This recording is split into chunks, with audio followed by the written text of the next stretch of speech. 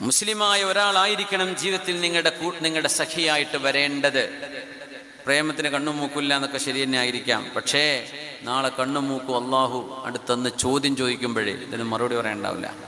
അതുകൊണ്ട് ശ്രദ്ധിക്കണം. അത്തരം ബന്ധങ്ങൾ മുളയിലെ നുള്ളിക്കളഞ്ഞേക്ക്. അതുകൊണ്ട് ഗൗരവത്തോടുകൂടെ നമ്മുടെ ഈമാനും നമ്മുടെ വിശ്വാസവും വലുതാണ്. ഒരു കുടുംബത്തെയും വേദനിപ്പിക്കണ്ടല്ലോ. ഏതെങ്കിലും ഒരു മതത്തിൽ നിന്ന് ഇസ്ലാമിലേക്ക് മക്കളും മതം മാറുന്ന ആ മതക്കാർക്ക് പേടിയായിരിക്കും, വിഷമായിരിക്കും, വേദനയായിരിക്കും. ഇസ്ലാമിൽ നിന്ന് ആരെങ്കിലും പുറത്തു പോകുന്ന മുസ്ലിം കുടുംബങ്ങൾക്കും വേദനയാണ്. രണ്ടും വേണ്ട. സ്വമേധയാ ദീൻ സ്വീകരിക്കുന്നുണ്ടോ അവർ സ്വീകരിച്ചോട്ടെ. നിങ്ങൾ ആരെയും ചാടിച്ചു കൊണ്ടുവരെ അത്തരം പ്രേമം നടിക്കേ കാര്യങ്ങൾ ഒരു നിലക്കും ചെയ്യുക പാടുള്ളതല്ല. കാരണം ഈമാൻ ഹൃദയത്തിൻ്റെ ഉള്ളിൽ നിന്ന് വരേണ്ടതാണ്. ഇബ്നു അബ്ദുറഹീം ക്രിസ്ത്യാനിയായപ്പോ വർഷങ്ങൾക്ക് ശേഷം ആ വഴിയിലൂടെ യാത്ര പോയപ്പോൾ അവരെ ചോദിച്ചു, ഇബ്നു അബ്ദുറഹീം ഇവിടെയുണ്ടോ? അപ്പോ ആളുകൾ ചോദിച്ചപ്പോ പറഞ്ഞു, ആ ആൾ ഇവിടെ ഉണ്ട്. ചോദിച്ചു, മാ ഫഅല ഖുർആനുക്, ഇബ്നു അബ്ദുറഹീം നിന്റെ ഖുർആനൊക്കെ എന്തായി? നീ ഹാഫിളായിരുന്നില്ലേ, നീ എന്തായി എന്ന് ചോദിച്ചു. ഉൻസീതുഹാ, എല്ലാം മറന്നുപോയി.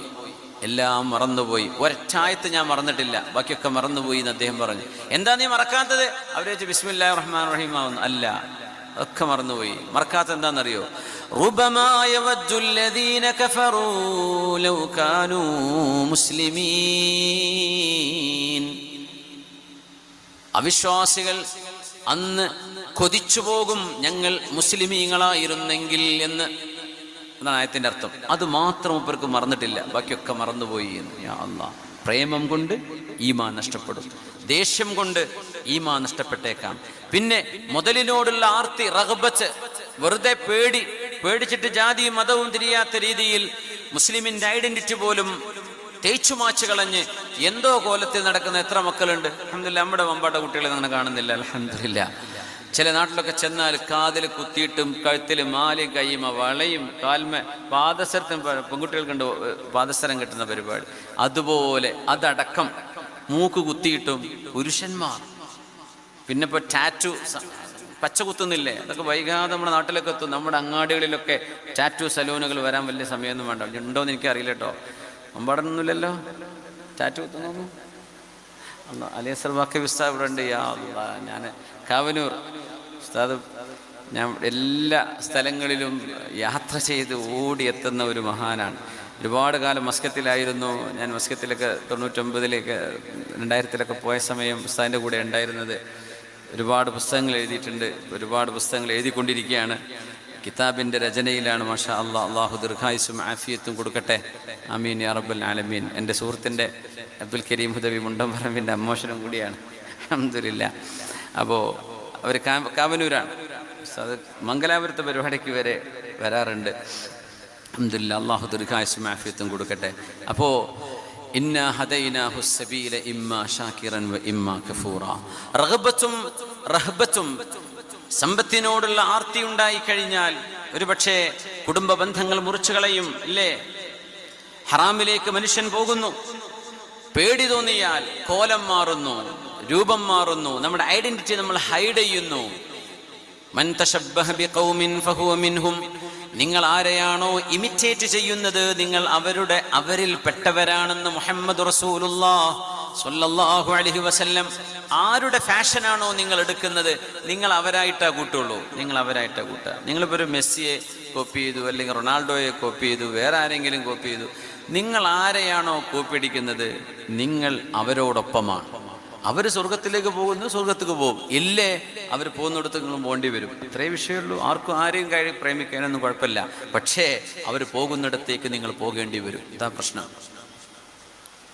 അതുകൊണ്ട് റഹബത്തിലും ദേഷ്യം വരുന്നിടത്തും വികാരത്തിന്റെ പ്രശ്നങ്ങൾ, വൈകാരികമായ ചിന്തകൾ വരുന്നിടത്ത് ഈമാൻ നഷ്ടപ്പെട്ടു പോകുന്ന പണി മനുഷ്യർ ചെയ്തു പോകുന്നുണ്ട്.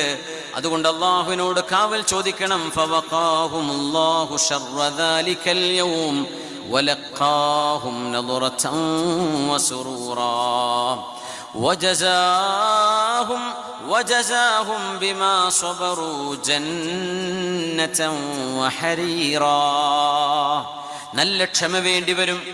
കിഫ്രിന്റെ ചരിത്രം പറഞ്ഞുകൊണ്ടാണ് നമ്മൾ തുടങ്ങിയത്. വ്യഭിചാരത്തിന്റെ ഒരവസരം കയ്യിൽ കിട്ടിയിട്ടത് ചെയ്യാതിരിക്കുന്നവർ, എത്ര ഗൗരവമാണത്.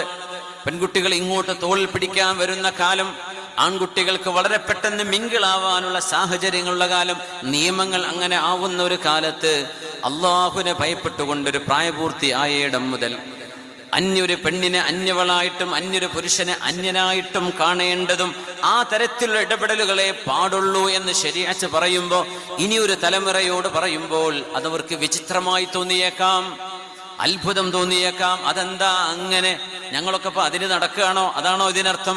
അതൊന്നും അതിന്റെ അർത്ഥമാവണമെന്നില്ല. അള്ളാഹുവിന്റെ നിയമം എല്ലാവർക്കും ഒരുപോലെയാണ്. കുല്ലിൽ മുഅ്മിനീന യഗുല്ലൂ മിൻ അബ്സാരിഹിം വയഹ്ഫളൂ ഫുറൂജഹും. നബിയെ, പുരുഷന്മാരായ വിശ്വാസികളോട് പറയണം, അവരുടെ കണ്ണ് എല്ലായിടത്തേക്കും അഴിച്ചുവിടരുത്. ഒരു കല്യാണത്തിന് ചെന്നാൽ, ഒരു സദ്യക്കു ചെന്നാൽ, ഒരു വിവാഹ ചടങ്ങിലെത്തിയാൽ, ഒരു ക്യാമ്പസിലെത്തിയാൽ, ഏതെങ്കിലും ഒരു പ്രോഗ്രാമിന് നിങ്ങൾ അറ്റൻഡ് ചെയ്യുകയാണെങ്കിൽ നിങ്ങളുടെ കണ്ണുകൾ ഇഷ്ടപ്പെടുന്നത് മുഴുവൻ നിങ്ങൾക്ക് നോക്കാൻ പാടുള്ളതല്ല. നിങ്ങളുടെ കണ്ണുകളെ ചിമ്മേണമേ എന്ന് പറയണം നബിയെ. വയഹ്ഫളൂ ഫുറൂജഹും. അങ്ങനെയെങ്കിൽ മാത്രമേ അവരുടെ ജനനേന്ദ്രിയങ്ങളെ അവർക്ക് സൂക്ഷിക്കാൻ കഴിയുകയുള്ളൂ. അതില്ലാത്തവർ വ്യഭിചാരത്തിൽ ചെന്ന് ചാടുക തന്നെ ചെയ്യും. വഖുല്ലിൽ മുഅ്മിനാത്ത്. മുഅ്മിനത്തുകളായ പെണ്ണുങ്ങളോട് പറയണം, യഗ്ളുദ്ന മിൻ അബ്സാരിഹിന്ന. അവരും അവരുടെ കണ്ണുകൾ ചിമ്മണമെന്ന്. പെണ്ണുങ്ങൾക്കൊരു ഒരു തരത്തിൽ ലജ്ജയും നാണവും എന്ന് പറഞ്ഞ സംഗതി, പർദ്ദട്ട പിന്നെ ആണുങ്ങളെ പോലെ നടക്കാം എന്ന് വിചാരിക്കുന്ന കൂട്ടരുണ്ട്. അവരങ്ങനെ ആണുങ്ങളെ പോലെ തന്നെ നടക്കുന്നു. ഒരു റുജൂലത്ത്, എന്തൊരു വൃത്തികേടാണത്. ചിലർ നിഖാബ് വരെ ധരിച്ചിട്ടുണ്ടാവും. നാട്ടിലെല്ലാ കഥയും അവർ കാണുന്നുണ്ടാവും, അവരെ കാണുന്നില്ലല്ലോ. ഇതാണോ നിഖാബ് എന്ന് പറഞ്ഞാൽ? അവരെ ഇങ്ങോട്ട് കാണരുത് എന്ന പ്രകാരം തന്നെ അവരങ്ങോട്ടും കാണാതിരിക്കണ്ടേ? അപ്പോഴല്ലേ നിഖാബാവുള്ളൂ. ഇതിന് ഭൂതക്കണ്ണാടി വെച്ച് നോക്കണ പോലെ ഒരു നിഖാബ് ഒരാരും കണ്ടിട്ടില്ല, പക്ഷേ എല്ലാ കഥയും അവർ കണ്ടിട്ടുണ്ട്. ഇങ്ങനെ ആവരുത്. നമ്മുടെ കണ്ണുകൾ പുരുഷന്മാർ സൂക്ഷിക്കണം, പെണ്ണുങ്ങൾ അവരുടെ കണ്ണുകൾ അവരും സൂക്ഷിക്കണം. എങ്കിലേ നിങ്ങളുടെ മനസ്സിന് ശുദ്ധത ഉണ്ടാവും. മനസ്സ് ശുദ്ധിയായാലേ അള്ളാഹുവിനെ പറ്റി പറയുന്ന അങ്ങോട്ട് കയറുള്ളൂ, അല്ലെങ്കിൽ കയറൂല. فوقاهم الله شر ذلك اليوم ولقاهم نظرة وسرورا فوقاهم الله شر ذلك اليوم.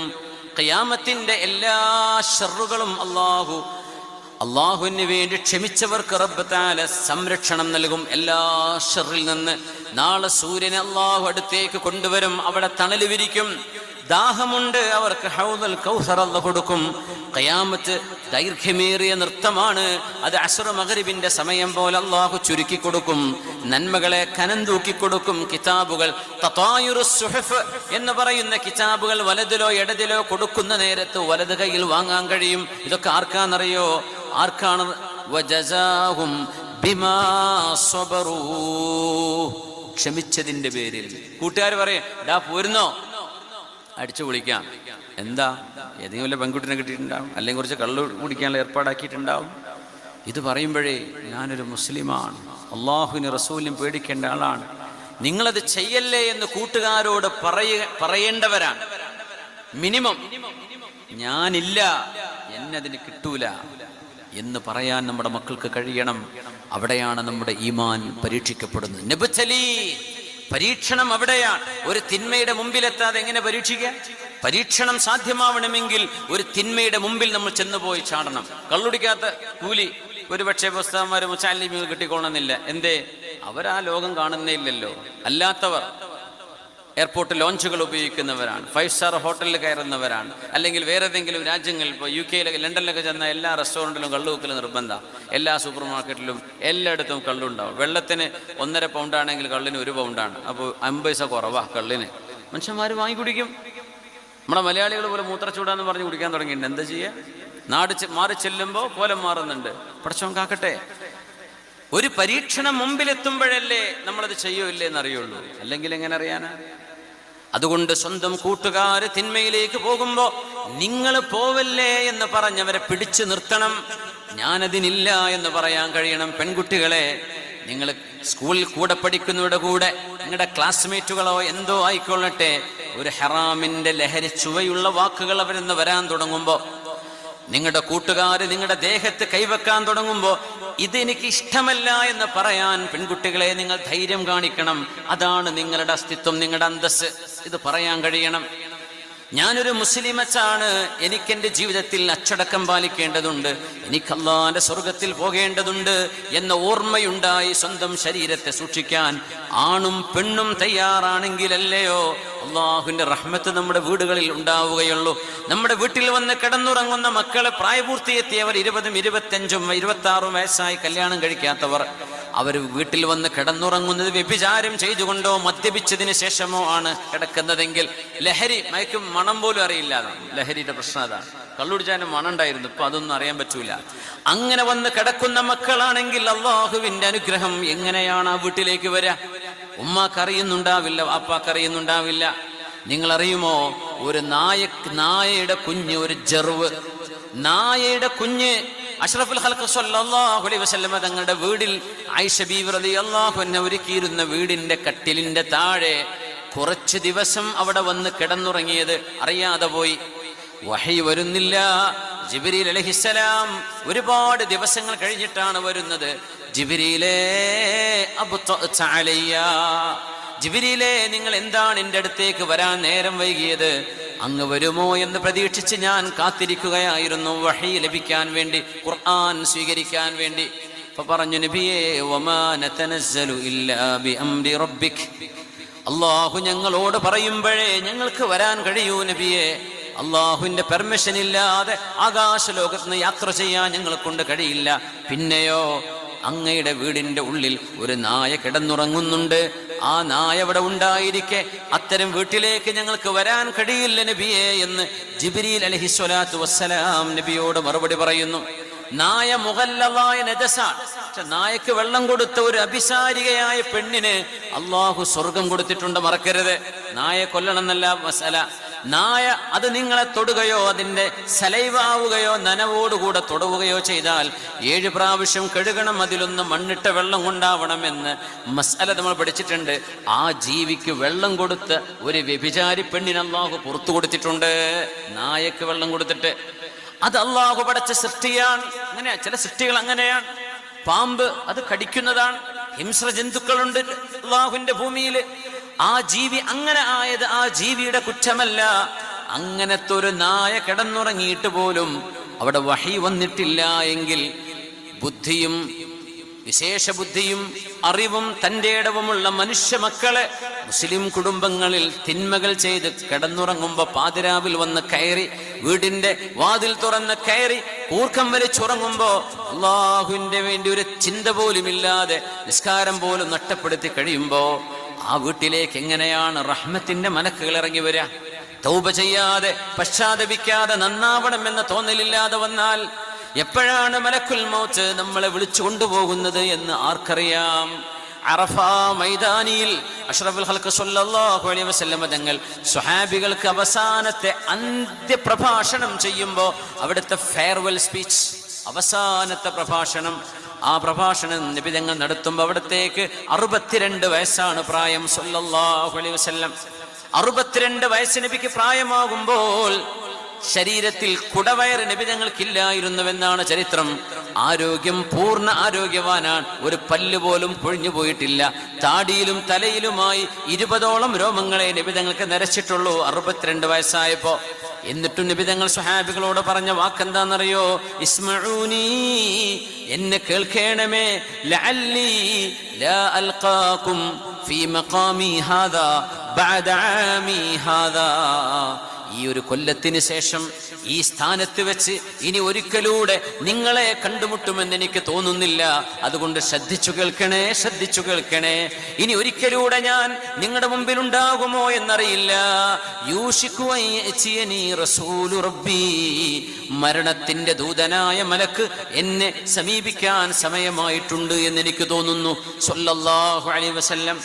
അവിടുന്ന് പറയുമായിരുന്നു, ഞാനൊരു കാലെടുത്ത് വെക്കുമ്പോൾ അടുത്ത കാല് വെക്കുന്നതിന് മുമ്പ് ഞാൻ മരിക്കുമോ എന്ന് ഞാൻ പേടിക്കാറുണ്ട്. നമ്മൾ ചിന്തിക്കാറുണ്ടോ അത്? അല്ലാഹു നമുക്ക് ദീർഘായുസ് നൽകട്ടെ, ആയുസ്സിൽ അല്ലാഹു ബറക്കത്ത് നൽകട്ടെ, ദീർഘായുസ്സും സലാമത്തും ഈമാനും തഖ്വയും അല്ലാഹു നൽകട്ടെ.